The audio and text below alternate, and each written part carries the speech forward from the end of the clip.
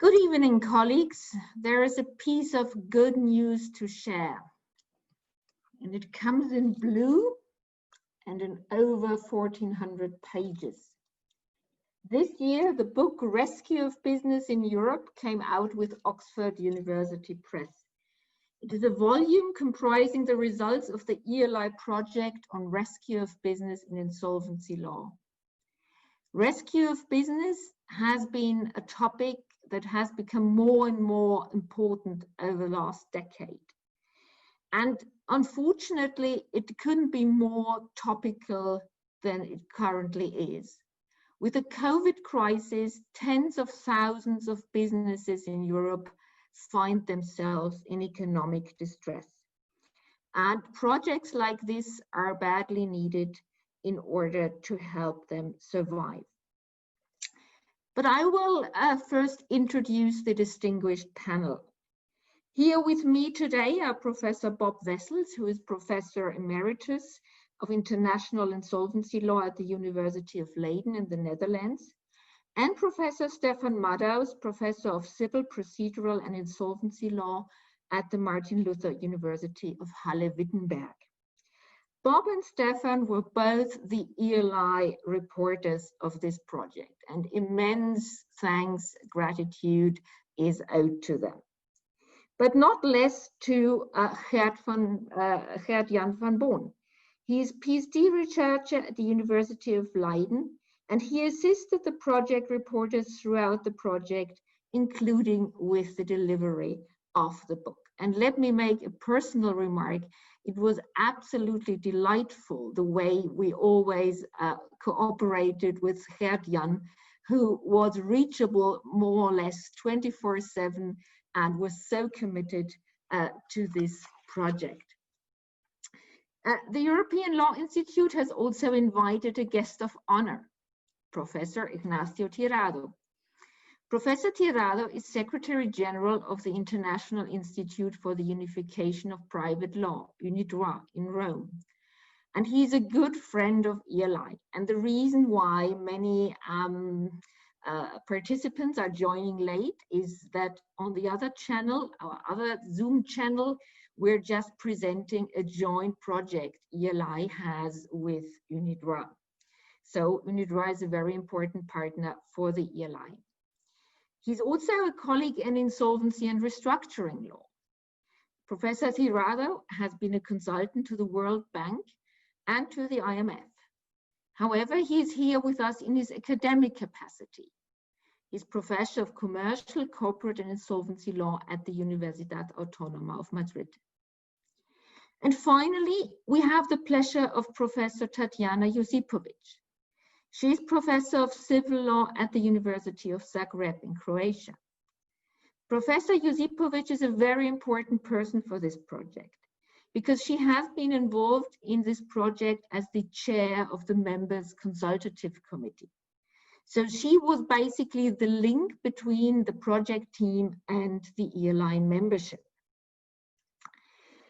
But before I hand the book over to Professor Tirado, let me say a few words about the book.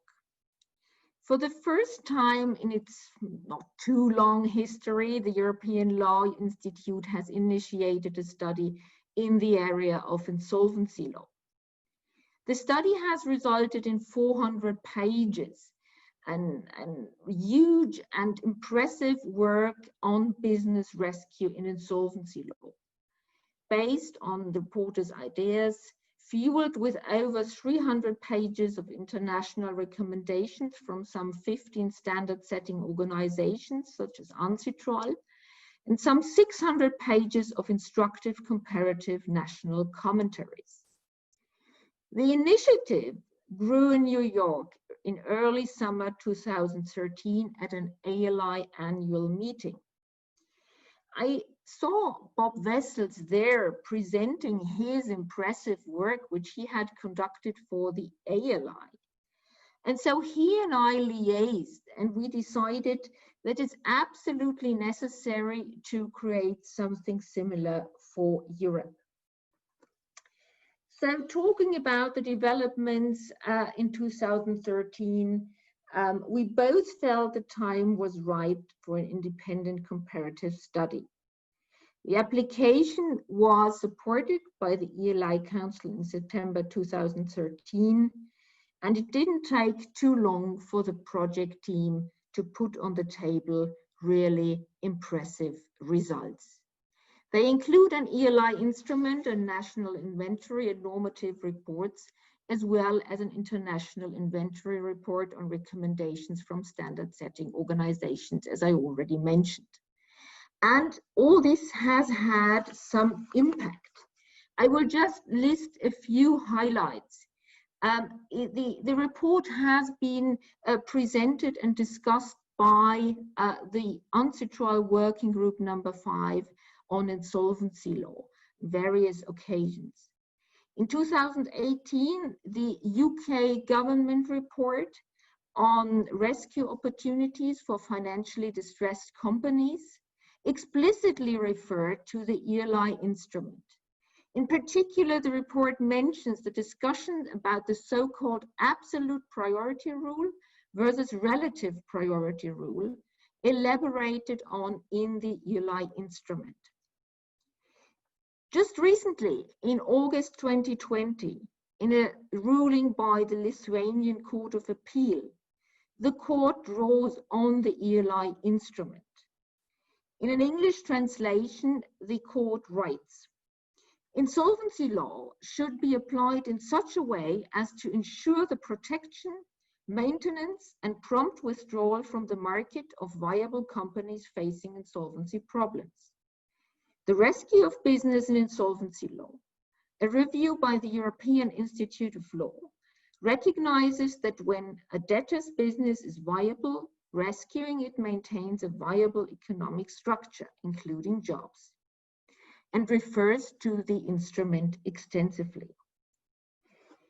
And the book has already received also a positive book review in the magazine Europhoenix of the main European network of insolvency experts, Insol Europe. So this is the book.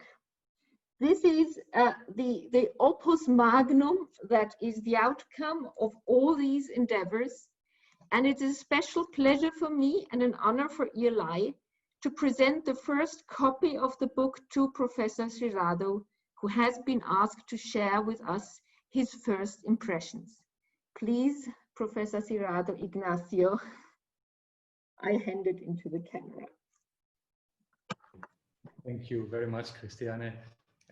It is truly an honor and a pleasure to have been invited to this book presentation or book launch.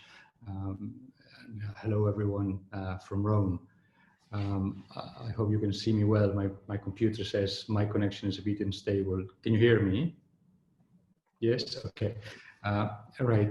Well, so it is interesting, funny, a coincidence that when I first, as Secretary General of UNIDROIT, visited the ELI very shortly after my taking office, I actually bumped into Herjan in Vienna. Remember, I was so I didn't know him, but he had met me with I think Bob or somewhere, and that was the first time we ever talked. He was already working on this book. That was exactly the first time I set a foot on the ELI offices.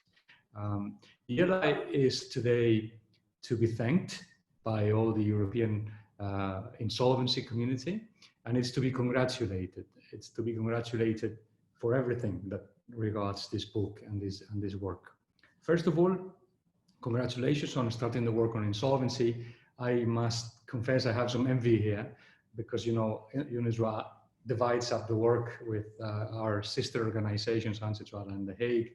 And for the time being, at least, our insolvency work is confined to bank insolvency, if at all. So we cannot do insolvency work for the time being. So it is the fact that you can do it is, you know, something you should be happy about. And you are starting this work with a book which could not be more timely, as you yourself said in the presentation. Fortunately for the professionals in the sector, unfortunately for everyone else insolvency and pre-insolvency, which is so well covered in the book, are extremely topical and important.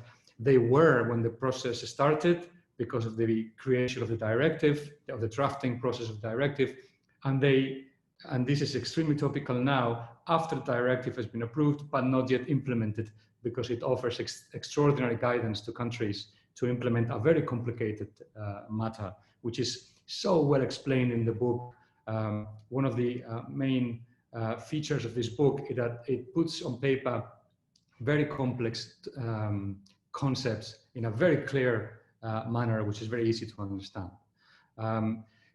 Congratulations on choosing the team. What can I say about Bob Wessels that everyone doesn't already know? He's been around for a few years. He has done everything. He's been there. He's had all the capacities in all the important insolvency institutions. He has published seminal works on many areas, but especially in cross-border insolvency. But not only, as I said, he always combined better than the vast majority the cleverness of an academic analysis with his very strong practical sense, because he was a practitioner for many years. So that is an invaluable input that Bob has. What can I say about Stefan? Stefan is my dear friend, colleague of generation, although he looks much younger than me. He's only a year younger than me. And we are very good friends, and I have big admiration for him and for his work. I mean, we could be good friends, and I wouldn't be saying this if I didn't think that was the case. Stefan is, in my opinion, if not the best, one of the best European academics of his generation, no doubt. So it's, and Ferjan, of course, always helping out with his own excellent ideas already in his youth. So congratulations to ULI for choosing this team, and congratulations to the authors for the extraordinary work. The content of the book is extraordinary, as I said. It has one part which is very well done, which is the descriptive part in which it provides an overview of the different laws. And the good part of this section is precisely that it covers very well the law on the books, but especially covers very well a practical view of how those laws are implemented, which is very important. And they did that because they selected very well the practitioners that contributed to the work of the book. So that was also a very good selection process and very good conception of the work. Having said that, that is not what impresses me the most, because there are out there a number of book collections with, you know, the law of Spain, the law of Italy, the law of Germany. There are a few of those, all very good, but nothing new. This, however, has a very special feature, which is the authors have taken those reports, the data included in those reports, and have interpreted it. They are not just notaries. They are not just people getting the information together and presenting it to the, on the contrary, they're taking the information and saying, well, what do we want to do with this? Where is this leading us to? And they make a true, excellent construction of the situation and take that to an analysis which is very helpful for the academic, very helpful for the practitioner, and nowadays even more important, very helpful for the lawmaker. So this book is extremely topical also for that, for the material construction of the data that it incorporates. Another thing I really appreciate of this book is that it doesn't avoid any problem. There are many problematic matters in this business rescue world, and straight at it. You know, whenever they identify a problem, they go and they tackle it. One thing that really gets on my nerves, which is classic of the old treaties sometimes, is that you know when you're reading a book, which you're reading it and it's identifying exactly where you want to get that, it identifies it, but no solution. That is some sort of, I will not say that expression, but it leaves you, you know, unsatisfied. This book is the opposite. It identifies the problem and gives you a solution. Is their opinion, of course, you can agree or disagree, but you will have a reasoned opinion. And this is extremely valuable in these days. Of course, you mentioned the debate between absolute and relative priority rule. As you might be aware, that was incorporated in the directive. There was also some influence from a project that some friends and I did. And the only people that had actually worked on that, and probably even better than us, were Bob and Stefan in their work, which was not published when we did it, but we had already the information because of our friendship. So their work also influenced us, and our work influenced the directives as theirs did. So in short, you are today to be congratulated, all of you. In my opinion, you've produced an excellent book, one that's going to be very, very useful for the different sides of the profession, and one I'm going to be using for many years. So congratulations, Christiane, and congratulations the ELI, and congratulations to the authors, and thank you.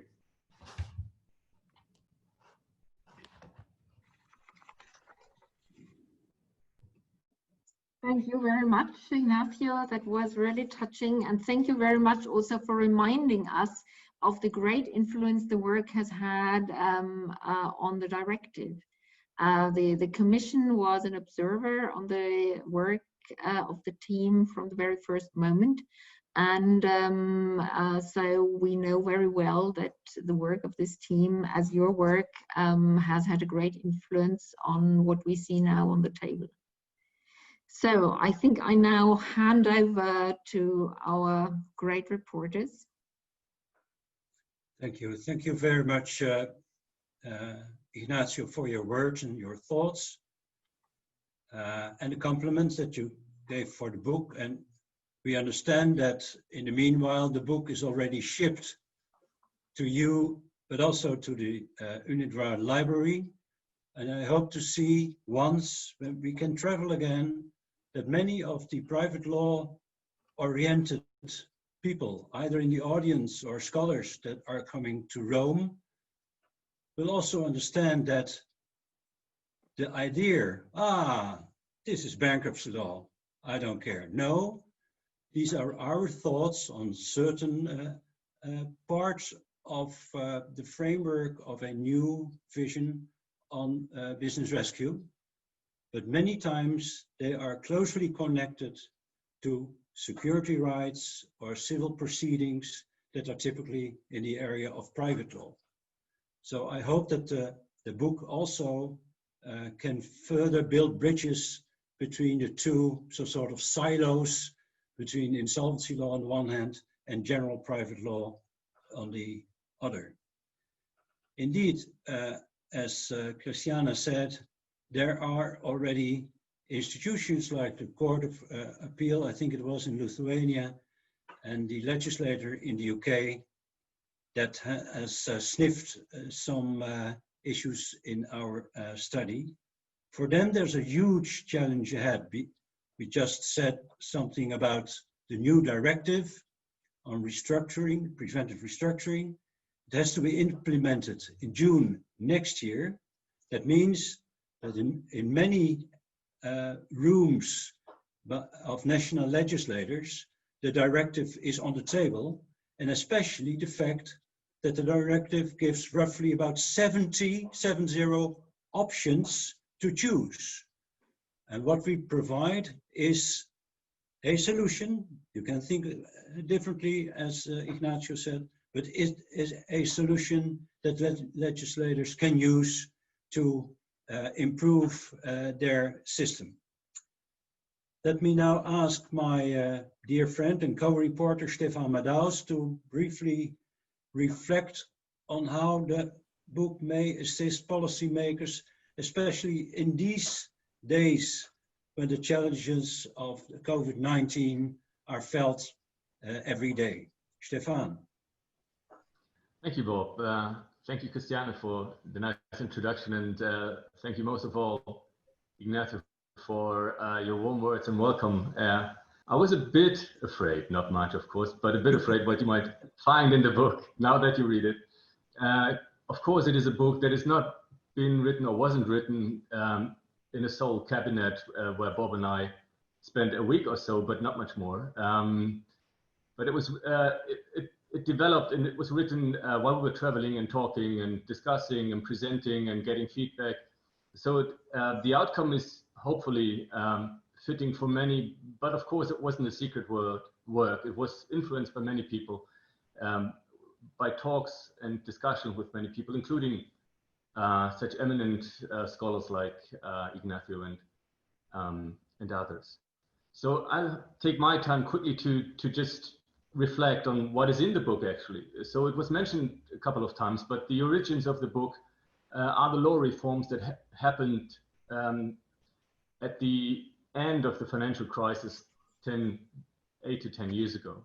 So many member states discovered the subject of rescue of businesses due to the things they learned during the financial crisis.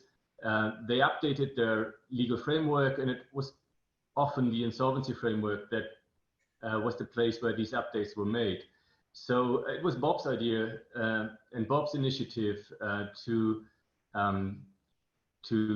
put the focus of a prominent group like the European Law Institute to this issue, to these law reforms, and highlighted the idea that this is not the end of the road. This is just a step forward. And there needs to be maybe a more uniform approach, maybe a more comprehensive analysis, and it would be worth for Europe and for the European Law Institute to have a look at it.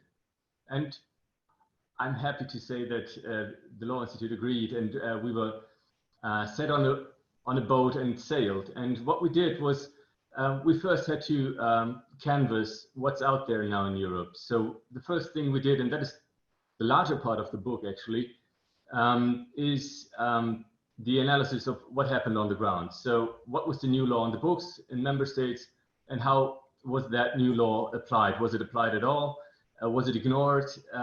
Or did it lead to changes outside of the law, in the shadow of the law, as it's called?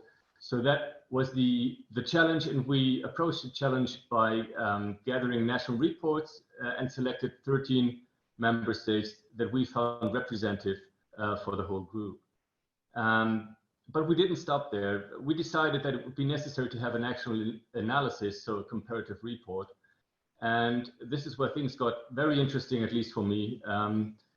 I got to not only read a lot of comparative reports, but it was absolutely fascinating for me to see how different answers can be to very similar questions when you are asked to deal with distressed businesses and how to handle them with procedural assistance, so to speak. So it was also a lot of a learning process. Overall, what you find in the book is the comparative analysis of the law as it was before the directive was implemented in the member states and before COVID hit. So it's kind of like a snapshot in the eye of the storm before the next step of legal reforms would take place across Europe. And for us, it was always a work accompanying the drafting of the directive. So it was always meant to help people understand what kind of ideas found their way into the directive and how to handle that in the implementation process. So it's not a surprise that if you look at our recommendations, they address lawmakers, policymakers, sometimes also courts and practitioners, but often lawmakers. And we try to guide them through the ideas that we identified as best practice, as working well. We identify conditions that are necessary to make them work and to achieve good results. To the content, the book explains first the institutional background, because what we found is that institutions matter. You need independent, well-qualified judges, the same for the practitioners. You need well-qualified, independent insolvency practitioners, well-paid as well, because it is good for independence and quality. You need good law on the books. So we designed in our view, perfect procedural framework. Some member states are closer to that than others. But I think we identified quite a good way to offer tools for restructuring and rescue. And rescue is not just restructuring, it's also the sale of a business as a going concern. We looked at things like financing these proceedings, financing the going concern. We looked at ranks and disputes about value in such proceedings, which are essential, of course, in practice. We looked at the alternatives, restructuring against sale of a business, we addressed sometimes very specific issues like what are special challenges for small businesses which dominate Europe by numbers, and what are the challenges for corporate groups which dominate the economic landscape by numbers in terms of economic value and interest. So there was a lot in it, and we didn't decide to keep anything out substantially. For me, it was a huge learning process. We started this in 2013, designing the questionnaire, collecting national correspondence, reading a lot. Then we started traveling. I met a lot of people, got into talks with a lot of interesting people on conferences, on panels, outside of conferences, at a restaurant, all these things that make academic work so worthwhile. It's not just reading books and writing books, it's meeting people, getting into discussions with people and making friends. You create a network, not just of colleagues, but many of them are friends now. And I can't say how much I appreciate this opportunity that was given to me, both by the European Law Institute and first of all by Bob for taking me on board, selecting me to be the co-reporter. And it was a journey I learned so much from. I grew so much with academically and personally. And I would really deeply like to thank you, Bob, for making this possible. And thanks again for the European Law Institute. I hope we delivered well. You did. Thank you very much also for your personal words, Stefan. We will drink later on it. As you have understand, it is a research project that involves a lot of people. And if you are doing research with two, you have to be efficient and organized. But if you do research with around 50 people, you really need a strong organizational hand. And we've asked Gert-Jan Boon, a PhD researcher at the University of Leiden, to give some views and experience with regard on how does it work in an academic type of project with an organization like that, because that is an experience that not every young lawyer can tell about. So Gert-Jan, please go ahead. Thank you, Bob. Yes, I'm happy to share some thoughts and ideas on that. And I can also say it's been quite the endeavor I think we've taken from 2014 onward. And to be precise, I think besides us as project team, the project involved some 3 other groups which were closely involved during this process. This involved, first of all, our 26 national correspondents who have diligently filled out and updated our detailed questionnaires. Secondly, there was also a group of some 15 advisors to the project coming from across Europe, sharing their expertise in insolvency law, but also in directly related areas to give us substantive feedback in the furthering of the project. Besides our observers, including, as already mentioned, representative of the European Commission, who was closely involved. And thirdly, we had representatives from the ELI memberships, which were jointly involved in the process by means of the membership consultative committee. And in their involvement, I think there are 3 main points to consider. Also in making this project, I think, to the level that it has achieved over time. Firstly, over the course of the project, there's been a very close cooperation with many judges, academics and practitioners expertise in restructuring and insolvency law, both on an academic or a research basis, but also, as Stefan said, over time, based on an exchange in friendship. And I think this has been particularly true for our national correspondents. At the start of the project, the idea emerged to devise as much as possible teams of 2 national correspondents comprising both of an academic and a practitioner. Not only was this a valuable combination to broaden the group of experts involved from the European legal community, but it also proved valuable to deepen our understanding and to feed our discussions of both the law at the books as well as the law in the books of the 13 selected jurisdictions.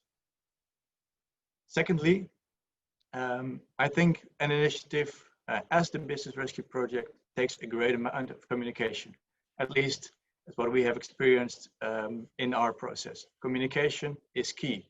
And although we get more and more used to working remotely, especially these times, it has been pivotal for the project team and also the other involved groups to be able to meet several times over the course of the project and being able to participate and present preliminary work, for instance, at conferences of the European Law Institute, but also of other related organizations. This has proven very valuable and has helped us a lot during the process. And thirdly, I must say, I think as a still young organization, in particular when the project started, the ELI has provided a great platform to bring together so many experts in the course of the project. The ELI has provided us a framework where we can involve many experts, provide for independent discussion, which granted us much room to further tailor the project over time. And this took always place with valuable support of both the ELI executive and the Secretariat. To conclude, I think we are very grateful, and I believe I can say that also on behalf of Bob and Stefan, for the strong commitment and continued involvement of so many people over the past 6 years. It has been and it has become a true, deliberate, public and a participatory drafting process, resulting in the book that we can present today. So I thank you very much for all those efforts. And on a personal note, yes, I too want to thank you, Bob and Stefan. This has been a great and insightful journey for me, kindly facilitated over these years by the European Law Institute, and something I was very happy to be a part of. Thank you. Thank you, Gert-Jan, for your words. And again, I think it's for the fourth and the fifth time. I think it's also important that academics understand that if you work so collegially with others, it's sometimes time also to express your thanks for the efficient collaboration and the pleasant culture of working with everyone. I think the book here has a great report, the one from Stefan and me. The third part is a beautiful oversight of many standard organizations, standard setting organizations like the World Bank, like UNCITRAL, like INSOL International, dealing with guidelines and principles on business rescue, and also very valuable country reports. And if you read the country reports, so from like France or from Spain or from Germany, you understand that it's not only the solutions that Ignacio is saying that Stefan and I were presenting, but we took them also from the country reports, because these are very valuable. So in all, it's a great book. And on a personal note, I'd like to thank also the staff of ELI that's working in the Vienna Engine room. And we remember the names of Alina Lengyel, Rosana Garcianda, Dadi Olafsson, and for the last at least 2 or 3 years, Tomasz Dudek, for being also so patient during the creation of the report and a rather long and winding road to come to the book of OOP, Oxford University Press, and finally also to Professor Chef van Erp, who retired, I think, last week, and who was the former vice president of ELI, because he made and built bridges between the European Law Institute and Oxford University Press. So thank you. I hand over to Christiana. Well, thank you, and congratulations again for all you have achieved. The ELI is immensely grateful to everybody who was involved in the team. And as you said, it's the work not just of the team, mainly of the team, of course, but also of ELI members who contributed to the work and so diligently coordinated by our distinguished chair of the Membership Consultative Committee. And I hand over to our distinguished chair, to Professor Josipovic. Please, Tatjana. Thank you very much. Good evening to everybody from Zagreb, where one of the first project meetings was held 6 years ago during the ELI assembly meeting. I am honored to have opportunity to personally express my congratulations to the whole project team and national reporters on a really great book and very interesting project results published in the book. In the name of Members Consultative Committee, I am very thankful for wonderful cooperation during the project, and I hope that this cooperation will last longer and that it is not the end with the cooperation with ELI and perhaps in some other projects. As it was already said, this book is timely, very, very timely because of several reasons, because of national reforms of insolvency law, because of harmonization with new EU law directives, because of COVID-19 crisis. I think that a lot of ideas expressed in book can be very useful for transition from totally suspended enforcement proceedings in many EU states because of COVID-19 to normal situation when everything is finished, hopefully very soon. But I would like to stress one point where I think that this book is also very, very important. It is not only the value of this book, the recommendations the book offers. I think that very important part of the book is very extensive glossary of term and definitions in the very beginning of the book about restructuring and insolvency system. There is a lot of definitions. It was not easy to be so precise to define all these terms. Very difficult and very complicated terms. And I think that it is something that can be useful for everybody who wants to understand the basic principles of restructuring and rescue business, and who wants to understand the roles of all participants in these proceedings, of all stakeholders, parties, courts, everybody who is involved. I think that the understanding of the main terms in restructuring is in fact the main precondition for the success of the whole story.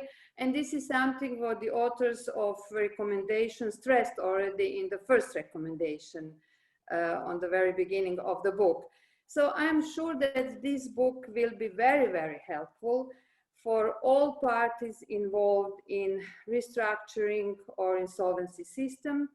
And this recommendation will be very often used as a very good inspiration for successful restructuring of the business. I wish you once again a lot of luck with this book, and I hope that you will have more than one edition of this book. Thank you so much, Tatjana. Colleagues, I realize there should be champagne now. However, I browsed the Zoom functionalities and somehow champagne was not yet on offer. I expect, you know, technological development to invent that kind of feature in the coming years. For the time being, all we can do is thank once more all our distinguished panelists, and in particular, our distinguished speaker, Ignacio Tirado, who has spent the evening with us, and of course, everybody who was involved in the project.